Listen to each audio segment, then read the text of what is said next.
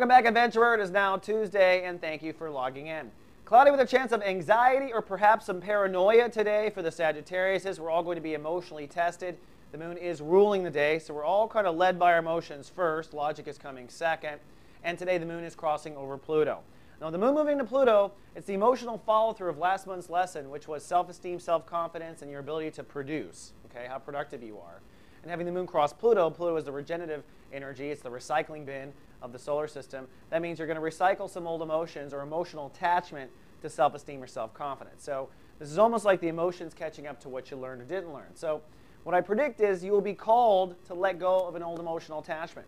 For instance, you may have an emotional attachment that's tied to feeling bad about yourself. Whenever you check your bank account and it's low, you start to feel bad about yourself. You start to worry. You start to go into where you just sit there and watch TV all day and not really pay attention. And even though you know you're going to be okay, even though you know you're going to be able to manifest the money, you might be addicted to feeling that way. You might be addicted and accustomed to it. It's a habit. It's a pattern. It's an emotional attachment.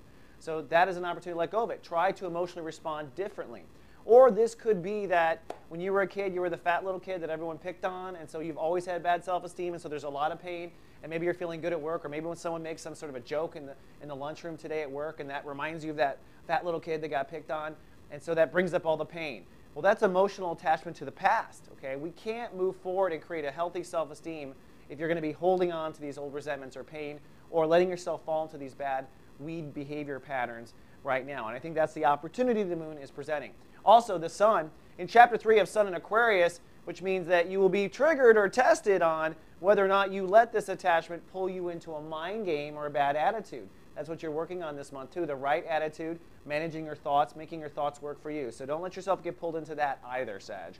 All right, that wraps up Tuesday. I'll see you tomorrow with more Live, Love, Be. So God.